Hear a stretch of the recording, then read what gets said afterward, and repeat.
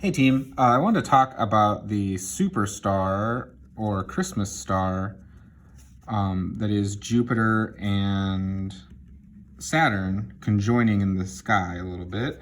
And I'm a physics teacher at the Nubo Iowa Big in Cedar Rapids, Iowa, for those of you that don't know me. And I just wanted to talk a little bit about how physicists and astronomers think about this at a very introductory level.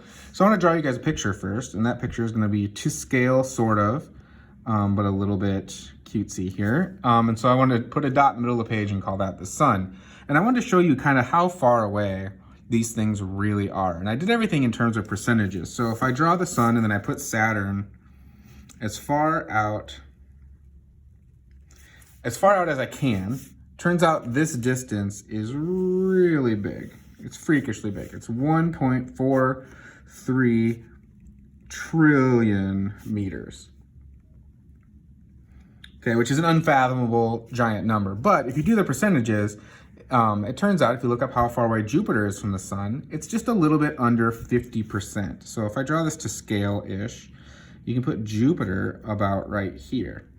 And this right here is an interesting lineup of the planets. And I think there are lots of people in the astrological community that think that this is important. And I actually, not trying to be rude, but this video will kind of show how that's a little bit silly, or maybe just kind of interesting to look at in the sky, but not much else. So this is what we call an alignment of the planets, or what they would call that. In physics, we would just say they're on their orbits, and the orbits happen to sync up every, half a millennia or a couple hundred years. So Jupiter's about 0.7 trillion meters away, so about 50% of this. And the Earth, surprisingly, is about 10% of this distance. The Earth is 0.149 trillion meters away from the sun. So this is the Earth. Which I was actually surprised by this. I've never drawn this picture before for myself, but I was actually genuinely surprised that this was about 10% of this.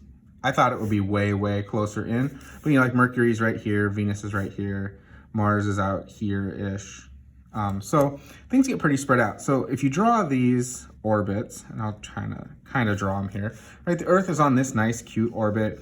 And so it gets pretty far from Jupiter or Saturn, but only by about 0.149, depending on which side it's on. Jupiter has, of course, a much larger orbit, and that's not a very good circle, but I think you get my point. And Saturn, of course, is on this enormous orbit here. So what's interesting about Jupiter and Saturn coming together in the sky from the Earth's perspective is no matter where you are on this orbit, these two have to be coming together somewhere in their orbit so they look close together on the sky, right? It's not possible for Saturn to be over here and Jupiter to be over here and have them look together, right? If you're on the Earth and you're looking that direction, Jupiter and Saturn have to be pretty close together to actually look close together in the sky, right? They could be up here and you could be looking that way. They could be down here. They don't actually have to be in a perfect line like I drew them here. But this is kind of how the situation has to be set up. And this is pretty rare for Jupiter and Saturn to be on the exact same side of the solar system at the same time, because their orbital periods are pretty different. The next thing I wanted to talk about, just to kind of put some pictures on this, is to talk about how big they are. So Jupiter and Saturn, or Jupiter is enormous. So if we draw a graph here, right? If we draw a graph, and this is mass, and we put up here Jupiter's mass, and we call that 100%, just like what we did for Saturn, right? We just say that that's the max on this graph. Right here is Jupiter. Put a little big red spot right there. Maybe a little red spot. Get it? It's Jupiter. Jupiter weighs 1,900,000 yottagrams, which is the biggest metric prefix I could find. That's 10 to the 24. 10 to the 24. So Jupiter weighs 1,900,000 yottagrams. And if they call that 100%, then Saturn is down here at about like 30-ish%, like this. Like so. We'll draw some cool rings on this one. right? There's Saturn. I don't know, it's not a very good drawing, but whatever. So Saturn is down here at 568,000 yottagrams, which again is 10 to the 24th. And Earth is down here at 6,000 yottagrams. To put that into perspective. So here's the Earth. So just to provide a little bit of scaling, right? Jupiter and Saturn are enormous, right? They make up a huge amount of the mass of the solar system. The sun, of course, will be off the higher than this chart. We're not drawing that right now.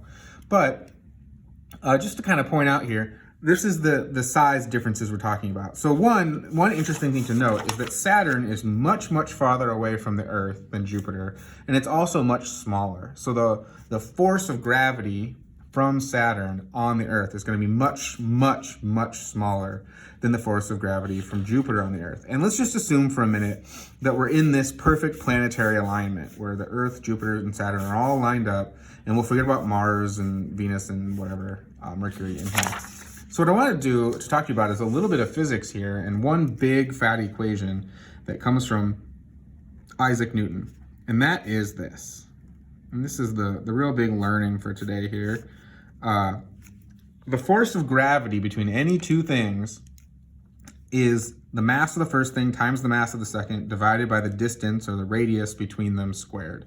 And then this number is a constant that Isaac Newton figured out to kind of make all the units make sense. And it's a goofy looking number, and we'll put that in a minute. But I just wanted to point out this.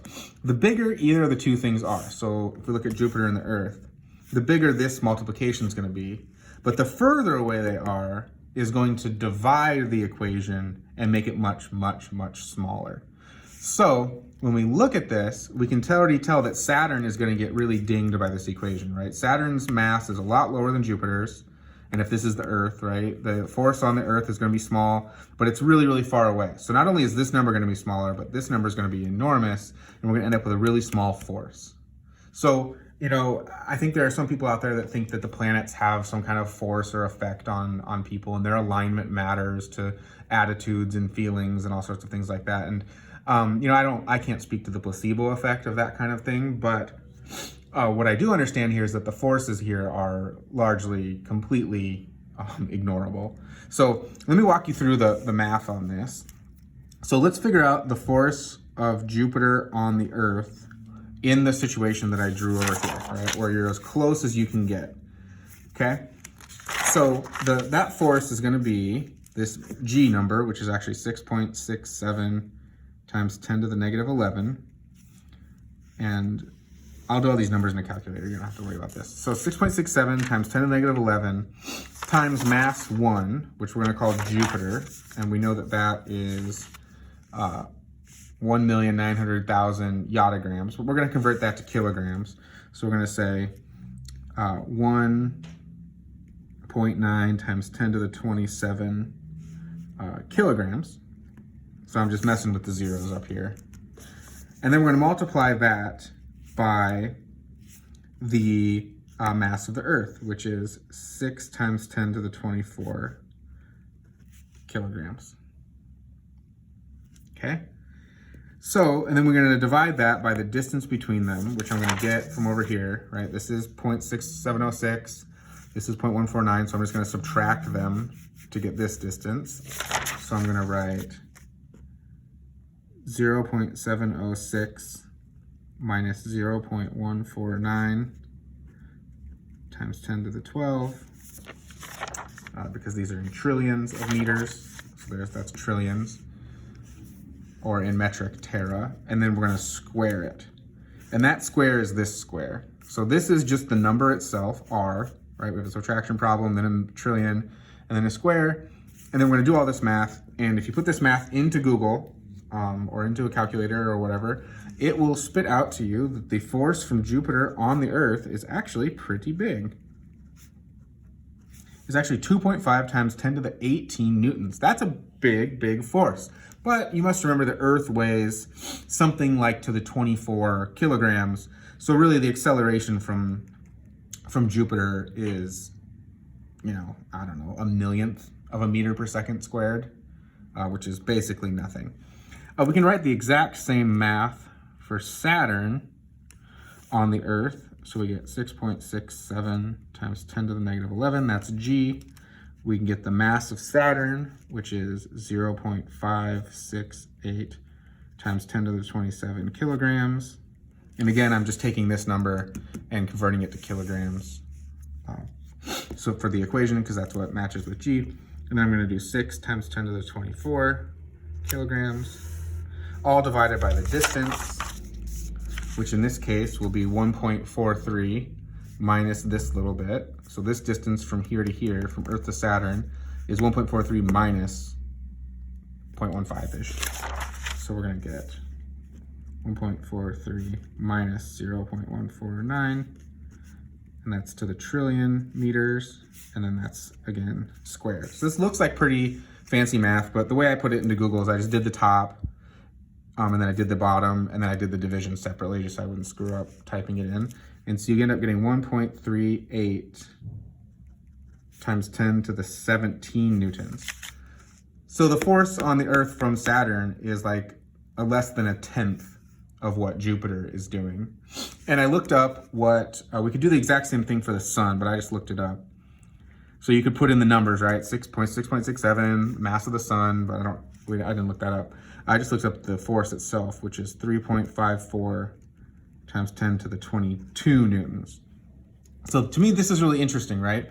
You've got something to the 18, something to the 17, and then something to the 22, which is 4 places bigger than Jupiter's. So the sun is pulling 10,000 times harder on the Earth, holding it in orbit, than Jupiter or Saturn are doing. And then you might say, but they're aligned. So don't we have to add them up? Because isn't it true that Jupiter and Saturn are both pulling the Earth this way while the sun is pulling that way? Shouldn't we be scared? Well, let's add these two arrows up and see what happens. So let's add these two. So we get 2.5 plus 0.138. And again, I'm messing with the powers of 10 here, right? This is 2.54 times 10 to the 18. And this is to the 17, so I just moved it over 1. So I get 0.138. So I get, let's see, 8 plus